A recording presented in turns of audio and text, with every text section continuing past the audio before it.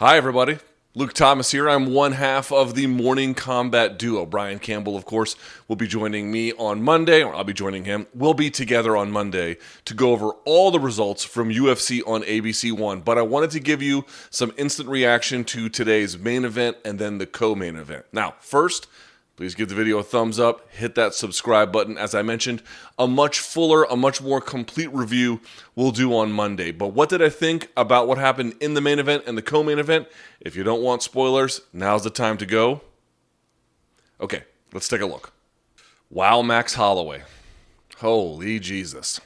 Scores 50-43, 50-43, and 50-42. Folks, I don't think I've ever seen a 50-42, certainly not in the UFC. That might be the first 50-42 in the UFC that I'm aware of. I mean, I will have to talk to Fight Metric or some of the historians to find out, but certainly that is exceedingly rare. Max Holloway looked incredible tonight, winning a unanimous decision in a fight that frankly should have been stopped. We'll talk about that in just a second, but let's talk about the winner first.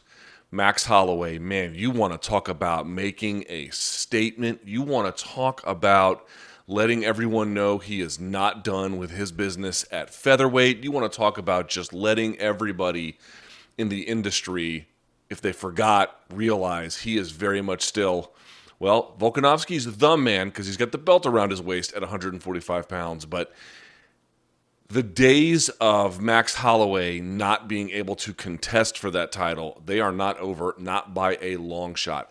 In many ways, this might even be his best performance. I mean, I know he lost the two Volkanovski fights, and when I say lost, every time I say it, people are like, oh no, he didn't lose. Yes, if you scored it differently, we've talked about this a million times.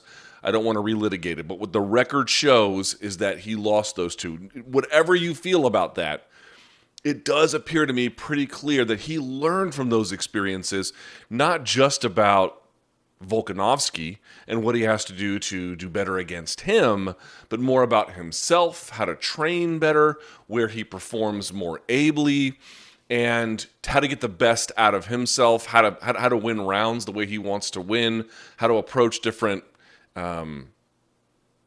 problems, and more to the point, like Volkanovski is going to be a very hard target to hit. Anyone compared to him is going to be a much more hittable target. When you fought Volkanovski for 10 rounds, and then you go to Calvin Kattar, who was a very good fighter, a legitimately talented, he earned this opportunity. And there's no denying it. No one was mad when they made this fight saying, well, Calvin Kattar didn't earn the opportunity to face someone like Max Holloway. I think we were all pretty excited about it. And fair play to him. He earned the opportunity when it was all said and done. Holy fuck. Wow, man. Max Holloway just looked possessed. They kept talking about it. These are unofficial stats as best I understand it. So I want to pull up what we know right here as I record this from Fight Metric. These are his numbers from tonight. Oh my God. He landed 361 significant strikes and attempted 602. That is far and away the most ever. That's even more than against Brian Ortega, where he only landed 290 to Ortega's 110. So Calvin Kattar actually landed less than Ortega, and that fight was stopped in the fourth, by the way. I didn't even see the fifth. I guess by that time he would have maybe Holloway would have passed it at that point. But either way, Calvin Kattar landed less over the course of 5 rounds and got hit more. Just an incredible performance by Max Holloway. So how did he do it? Obviously, I have to review the tape to see exactly what happened, but some of my early reads were you saw a lot of this defense from Calvin Kattar, a bit of a sort of a cover-up shell. When people do that, it's very good at blocking shots. By the way, a lot of the shots that Holloway landed, Kattar, to his credit, was able to roll with some of them, or they didn't land with full authority, or a lot of them just bounced off the arms, or whatever he was doing. But obviously, a tremendous amount got through. But the point being is this: when you cover up like this, and you especially do this, it leaves open the body, and it leaves open the head, and it kind of blinds you. So what you saw from Holloway a lot was getting this kind of reaction. Maybe he would jab or double jab, out at range, and then he would come in and to the body and then hook, and then change, angle a little bit, and then slip a shot, and then come over. So it was early on. It was getting some of the blinding up from Kattar. It was putting multiple combinations together to take advantage of the space and time at which that is up. Over time, it became a little bit less about that. You saw some new weapons from him. You saw he's thrown it before, but not with the same amount or ability. The spinning back or the turning back kick, I should say. He threw a lot of those, some of those to great effect. He had a bit of a stance changing like horse stomp as a way to stop. I think the rear leg teep of Kattar. Again, I got to review the tape, but it would enable him to close distance, change angles, sometimes change stances, and from there, unload on him. Holloway is huge about this, about steering opposition. So he would force Kattar back and then throw punches from his left to get Kattar to go this way. And then I can't do it because my shoulders are all jacked. But then he would throw the elbow, slashing over the top. He was just a man on fire in Abu Dhabi today. Almost everything he wanted to throw landed. Everything, I think, from a strategy standpoint that they wanted to try worked, to the point where in the fifth round, you have Max Holloway literally talking to the commentators, telling them he's the best boxer in MMA, looking at them, and then Kattar's throwing punches, and Max is like doing the whole Matrix bit with Agent Smith. I mean, it was a shocking display of dominance and prowess. And you got to remember, Max Holloway is only 29 years old. Like, he's not some 34, 35-year-old guy who had his run and now age, and then the rest of the division from an age standpoint has passed him by. Kattar was older than he is, or I should say is older, 32 to 29. He's actually the younger of the two. And, I mean, this was a master class and a total reminder of exactly the ability that Max Holloway has, his place in the division, what he's capable of. Now, he did eat some shots, but, this is something we know about Max Holloway. If you look at his differential, his output is extremely high, and he does tend to take a little bit more abuse. In fact, if you look at his overall strikes landed per minute and then strikes absorbed per minute, strikes landed per minute, 6.47, that is very, very high. Strikes absorbed per minute, previous strikes landed. Strikes absorbed, 4.52. Folks, I got to tell you, if you look at the numbers on a lot of fighters, that's really, really high. For example, if you look at, let's say, John Jones' fight metric, what, in your mind, what would you think that his strikes absorbed per minute is, right? Because he has 5-round fights a lot, too. His strikes absorbed per minute is 2.22. Strikes landed per minute, 4.3. Right? What would you say about Nurmagomedov? Now, granted, a lot of the fights stay on the ground. Okay, so, you're probably going to get a very low amount absorbed. He absorbed 1.75. Strikes landed 4.1. Let's try Devison Figueiredo. What does he have for his stats? Strikes absorbed per minute, 3.35, and then he's barely above that for landed, 3.38. So he's almost identical. But even then, look how much lower that is at 3 and a hook versus, 4.5. He takes a fair amount of damage, but dude, Max Holloway's chin is absurd. So for Calvin Kattar, there was times where he landed a decent elbow. He had a couple of good, real hard right hands that stung him a little bit. The jab for Kattar never really got going. He tried leg kicks early, but as Max pressured him and moved him backwards, I don't think he was really able to set his feet in that way. He has a susceptibility, which you saw in the Moicano and even the Ige fight to an extent, which was leg kicks. Sorry, the Stevens fight, which was eating leg kicks, wasn't so much of a thing here for Max. He doesn't really throw a lot of those. So that wasn't really all that relevant. So, there were some moments where Kattar was able to do what he wanted to. The biggest one was not what he wanted to, but just sort of impressive, was in that fourth round, which I thought the fight should have been stopped there. Third of the fourth, I think it was the fourth, where he looks like he's almost done. Max Holloway is slashing him like a samurai trying to cut down a rival clan leader, in what is it, 16th century Japan or something. And over, just slashing. And going to the body, I mean, the body work from Max Holloway. I can't believe I haven't even talked about the body work. Brilliant body work. Body work that set up the head, body work that just accumulated on either side and in the middle. So, like jabs to the body, hooks to the liver, hooks to the other side. He just really completely wore him out. That guy's, Calvin Kattar's going to be pissing blood for a week, probably. That's going to be, it's going to be a real long recovery for him. And, but fucking Calvin Kattar hung on, didn't he? And just started throwing, just putting his head down and just throwing like he was fighting for his life out there. What I said this on Twitter, man, whatever they paid Calvin Kattar, I don't even know what they paid him. Here's what I do know. It wasn't enough.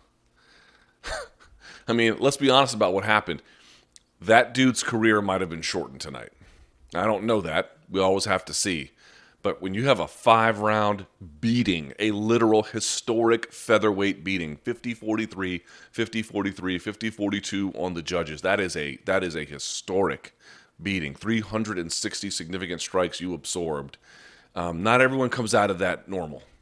Not everyone can just shake that off like it's a thing. That is a car crash. And Max Holloway was, he was the driver of the semi-truck. I do worry about that a little bit. So, in terms of more of the details about what Max did and how brilliant he looked and on fire and possessed. By the way, not just a high volume of output, but just like a real offensive urgency from him, which was interesting to see. So we'll see, what that will mean in the future. So what's next? We know Volkanovski is supposed to be UFC 260, that he's going to fight Brian Ortega. We'll see what the winner of that is. My hunch is it's going to be Volkanovski. And then you have another fight with Max Holloway you got to make. Holloway offering to fill in case McGregor or Poirier fell out, which is amazing. One note about that, by the way, about Max. Obviously, Kattar is incredibly tough, and I don't want that to get lost. But between that fight and what you saw against Poirier, I come away with two, among others, two takeaways. One, Max Holloway has an elite chin, right? Because he could take some big shots from Kattar and then super big shots from Poirier. Poirier, a known power puncher up a division. But the other part was, in no way do I think that Max Holloway can't, put people away with strikes. He quite obviously can. He put Aldo away twice, both times inside 15 minutes. My dude will land on you with authority, but I'm not sure that his power would carry effectively to 155 pounds. The real way to know that would be to be a much larger sample size at 155 pounds, and to see if he filled out up there. We're talking about one real fight against a guy who was a devastating puncher, and he went the full distance with him, but he couldn't really, and he hurt Dustin Poirier too. So, when I say it doesn't carry, it doesn't like he can't do anything with it, but like how potent a weapon would it be up a weight class? I wonder. Between these two fights, I certainly think it's something to think about. No way to know without more information. But tonight, it doesn't matter. Forget about lightweight. Featherweight right now is still very much a division where Max Holloway can do incredible things, including but not limited to maybe regaining his title. We'll have to see. But that is one of the best, if not the best, performances from Max I've ever seen. Now, let's talk about that lack of a stoppage for a second. To me, the fight should have been stopped right around the moment where he was getting battered, Kattar, along the fence line. And yes, he was able to fire back a little bit and even land somewhat afterwards. But here's why I think the fight should have been stopped. It's not that Kattar was out on his feet or he was just being held up by punches like Phil Baroni versus Dave Manet or something. Or that he wasn't even, he would even land the occasional punch with intention. That's not the issue either. The issue was it wasn't having hardly any effect on Max, number one. You had seen nearly 20 minutes of it at that point. And more to the point, he had at that stage of the fight already absorbed an extraordinary, medically dangerous, and potentially career-altering amount of damage. Now, we don't know. We'll have to see what happens going forward. But it's like, at that point, why are you sending him back out for a fifth? Do you really think he's got much of a chance? And here's what everyone's going to say. They're going to say that his team are idiots. They're not idiots. I know a lot of the folks in that team, that his manager / cornerman, I think it's his manager, Tyson, is it Chartier? I always mispronounce it. But, he's some kind of bad guy. He's a former fighter himself. He's not a bad guy. You have to stop saying that the guys who don't throw the towel are bad people, because I actually don't think that they are. I think they've got bad ideas, but I don't think that they're bad people. I don't think they're moral degenerates or whatever. Here's what I do think. People in MMA are simply not going to make a change about getting out in front of fights, preserving fighters over the long haul until somebody dies. That's it. Because what is the consequence for what they did? They won't know until subsequent fights if there's been career-altering damage here. Any kind of real brain damage they won't really get a sense of until the career is over. The commission won't sanction them. The UFC won't do anything about it. Even if they, what would they do? I mean, it's the promoter. What would you do?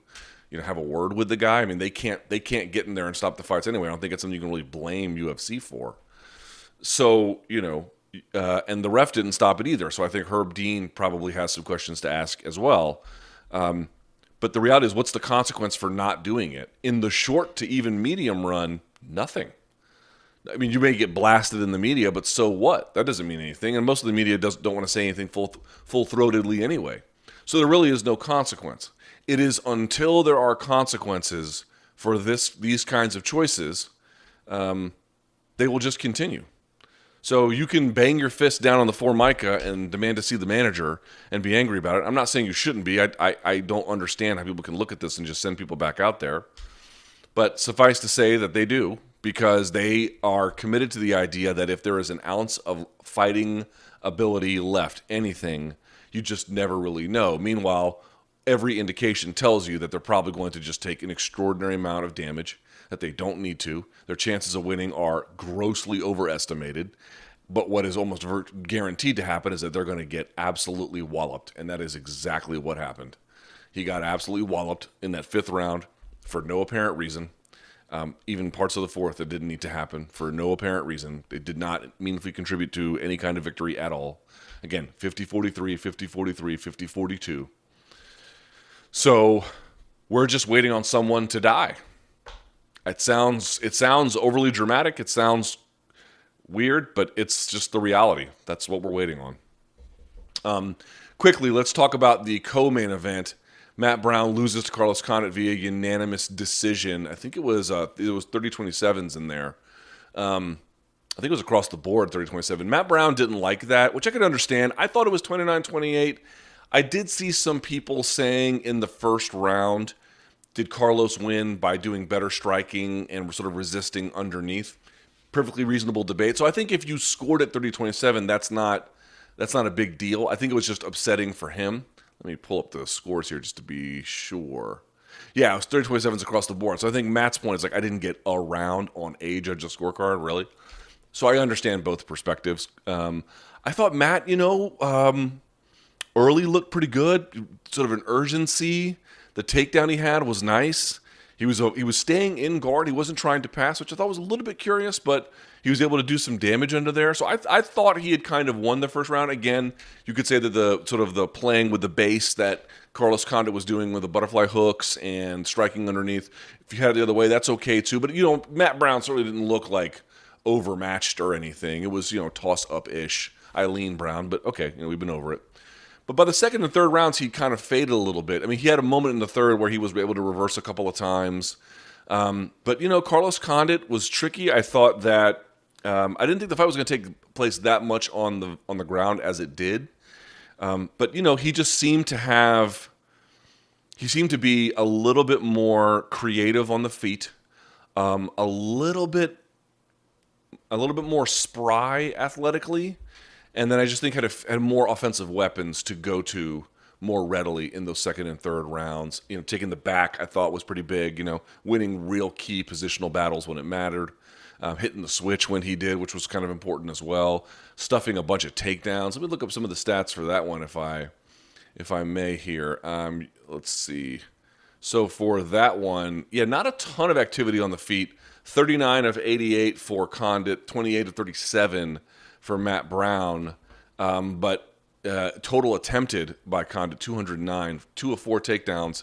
He scored 1 of just 6 for Matt Brown. So, just doing a little bit better of a job, I think, all the way around in terms of just scoring meaningful offense. If you're asking what the implication of the win is, well, Again, talking about 5-round beatings. Now, this was a back and forth, but it was kind of a war. It was a dramatic war. I've firmly believed, and I think the evidence bears this out, and I said it at the time, I don't think that Robbie Lawler or Carlos Condit were ever the same after that war they had with one another. They had some nice moments afterward, but never really.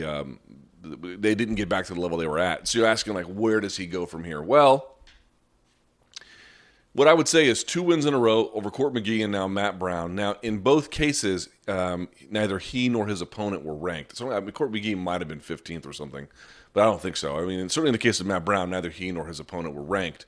So he's not on a contender track. I mean, to get back to the top 15 and then the top 10 and then the top 5, I mean, these are huge. These are mirages in the desert, I think, at this point, very far away. But what I think you can say is, certainly this is the best he's looked in a long time. More to the point, Matt Brown is a perfectly good UFC fighter. And so if you can beat Matt Brown and you can beat Court McGee and do so, 30-27, not quite the stoppage territory that he used to be in, but if you can, have a good, pretty clear performance in the way that he did in terms of winning, you deserve to be at this level. You deserve to be in this organization. So, I think they have to matchmake him appropriately. I think that if you're a huge hardcore fan of who Carlos Condit was at his peak, it probably will serve your interests to have managed expectations, and that's okay. But I would caution people that, like, this is the beginning of, a march towards elite contendership. I truly think that those days have passed, and that's okay. Like, Father Time is creeping up on everyone. Matt Brown was 40 in this fight, for crying out loud, although he looked to be in impeccable shape for the most part, for someone at 40, certainly anyway. And, Carlos a little bit younger, but long in the tooth in terms of damage. So, solid win, good performance. Looked like he was thinking through everything, didn't look hurried or rushed or overwhelmed. Even when he was in bad spots, he was fighting through them. Like, he showed real signs of life as a competitor. He got a nice win in the UFC. He deserves to be here, and so let's see what he can do from this point forward. And I think that's being able to win in the UFC, that is not nothing, folks. You should never take that for granted. Think about it. The overwhelming majority of fighters cannot. So something to consider. Okay, well, we'll have a full analysis of everything on Monday about what the wins mean for the rest of the card, where Max goes from here, expectations now for the next weekend. By the way, what did you think of the fans in attendance? What else? We could talk about that unbelievably stupid Khabib announcement. I warned you guys on Friday not to give any attention to that shit, but okay, people learn the hard way. We'll talk about all that on Monday. So, wanted to give you an instant reaction. Max Holloway looking incredible. Carlos Condit, 2 in a row. But there's a lot more to the story for both of them and the rest of the card. So please join us 11 a.m. live on Monday, Morning Combat. Me, Brian Campbell, and you. Thumbs up, hit subscribe, and see y'all next time.